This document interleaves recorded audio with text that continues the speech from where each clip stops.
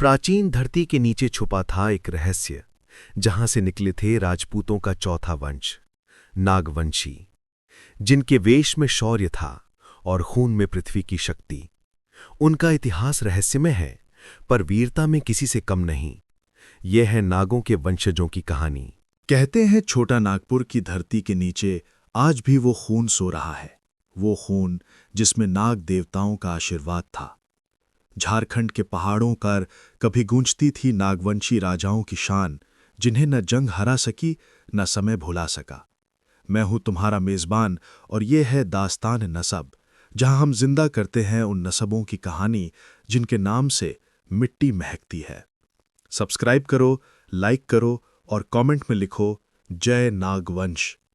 आज हम ला रहे हैं झारखंड के असली राजाओं की दास्तान, नागवंशी राजाओं की।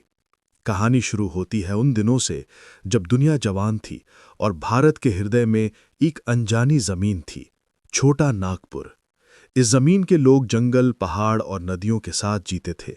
कहते हैं उनमें कुछ ऐसे थे जिनके खून में नाग देवताओं का आशीर्वाद था। उन्हें बोला गया नागवंशी। उनका विश्वास था कि उनका वंश नाग देवताओं से निकला है, जो धरती के रक्षक थे। इनका प्रथम पुरुष मदरा मुंडा था, जो सिर्फ राजा नहीं एक संत था, जिसने प्रकृति और मानवता के बीच संतुलन बनाया। झारखंड के घने जंगल उसके हुक्म में थे, लेकिन उसने कभी उन्हें लूटने नहीं दिया। कहा जाता है जब वो पूजा करता था तो सांप उसके चरणों के पास लिपट जाते। लोग कहते थे यह आदमी नहीं, नाग का बेटा है। और इसी तरह छोटा नागपुर का पहला राजा पैदा हुआ। मदरा मुंडा के बाद उनका वंश धीरे धीरे राजवंश बन गया। उनका राज्य खुकरा था, एक पवित्र जमीन जहां मंदिर, लोग और सपने रहते थे। हर शाम जब सूरज ढलता तो महल से शंख की गूंज आती। झारखंड के लोग इस वंश को अपना रक्षक मानते थे। उनका नियम था, राजा कभी प्रजा पर अत्याचार नहीं करेगा। वो उनके साथ जीता, उनके साथ मरता। आज भी कई गांवों में लोग मदरा मुंडा के नाम से कसम खाते हैं, मैं उसी खून से हूं जिसमें नाग देवता का संस्कार है। नागवंशी राजाओं ने सिर्फ राज्य नहीं, एक पहचान बनाई। हर पीढ़ी ने मदरा मुंडा के सिद्धांत जिंदा रखे, ईमानदारी, साहस और प्रकृति से प्रेम। जब किसी पर संकट आता तो कहते हैं एक सांप महल के द्वार पर दिखता था, रक्षा का प्रतीक। इसी विश्वास ने उनका वंश अमर बना दिया। आज भी झारखंड के पेड़ और नदी कहते हैं यहां नागवंशी राज करता था। मदरा मुंडा के बाद जो नसब उठा उसने छोटा नागपुर को नए युग में दाखिल किया। खुकरा अब नागवंशी राजाओं का तख्त बना। रातू और खुकरा के बीच एक राह थी, जहां राजा प्रजा के बीच चलता, उनके जिंदगी समझता। कानून इंसाफ पे टिके थे और झारखंड के गीत गूंजते थे, नाग का वंश जीता है। खुकरा से रातू तक राज्य बढ़ गया, लेकिन दिल वही रहा। रातों महल के दीवारों पर नाग के चिन्ह बनाए गए, प्रतीक की धरती के अंदर और ऊपर रहते हैं। वहां की हवा में पुरखों की आत्मा महसूस होती थी। उनके कानून थे, धरती माँ है, उसे बेचना पाप है। इस दौर का सबसे मशहूर राजा था दुर्जन शाह, रातू का वीर। उसके जन्म के समय एक सांप महल के पेड़ के नीचे था, शुभ संकेत। उसने राज और धर्म को एक किया। मुगल धमकियों के बावजूद उसने अपनी मां झारखंड को झुकने नहीं दिया। उसका राज्य विश्वास और मर्यादा पे चल रहा था।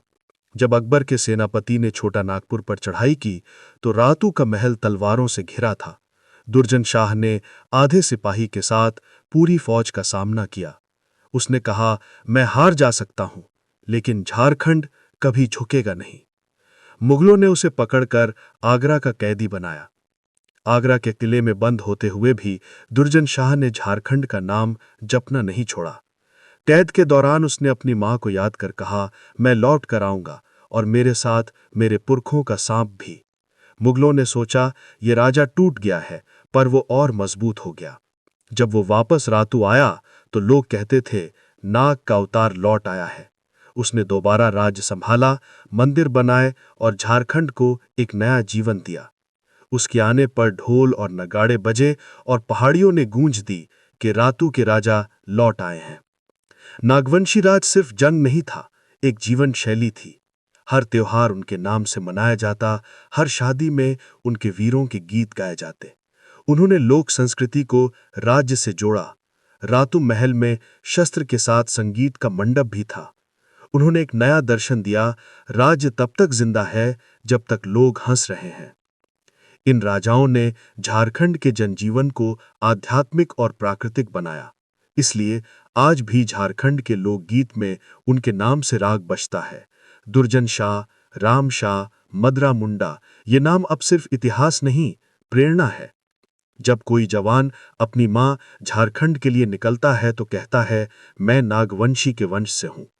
उनकी संस्कृति आज भी गांवों के मेलों में सांस लेती है। सदियां बीत गईं, अंग्रेज आए, नए कानून बने, नागवंशी राज का प्रकाश धीरे धीरे मध्यम पड़ गया। रातू का महल जो कभी शक्ति का प्रतीक था, अब खामोश हो गया।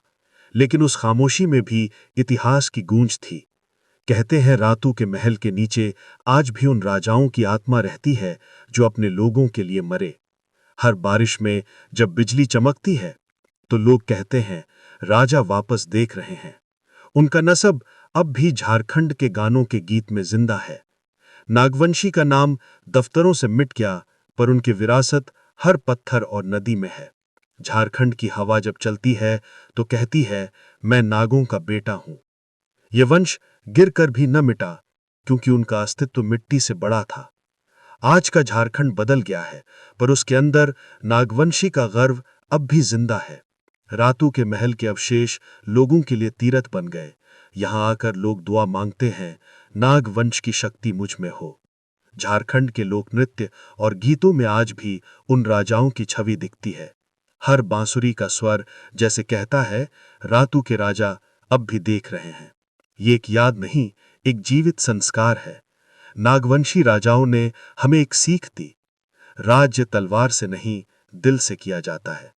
आज भी अगर झारखंड के लोग अपनी धरती से प्रेम करते हैं तो ये उनके नसब का असली प्रभाव है। उनका गर्व आज भी अमर है। नागवंशी राजाओं का दौर बीत गया, पर उनका गर्व, उनका विश्वास और उनके संस्कार आज भी छोटा नागपुर की हवाओं में घूमते हैं। झारखंड के दिल में लिखा है, रातू का राज गया नहीं, सिर्फ सो गया है। ये थी दास्ताने नसब की एक और कहानी, झारखंड के वीर नागवंशी राजाओं की। अगर ये दास्तान पसंद आई तो सब्सक्राइब करो, लाइक करो और कमेंट में लिखो, जय नागवंश। अगली दास्तान उसी मिट्टी से निकलेगी जहां गीतों में आज भी नाग देवता का नाम गूंजता है।